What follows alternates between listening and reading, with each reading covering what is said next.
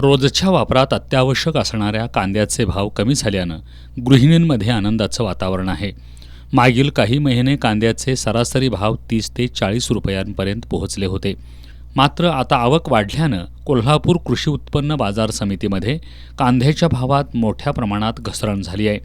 मागील आठवड्यापासून 10 ते 17 रुपयांनी प्रति किलो कांद्याची विक्री सुरू आहे.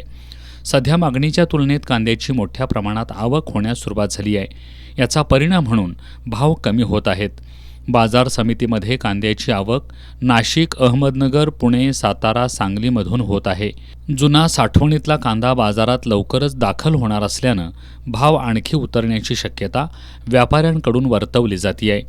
कांद्याच्या दरात घसरण झाल्यानं शेतकऱ्यांना मात्र तोटा सहन करावा लागतोय.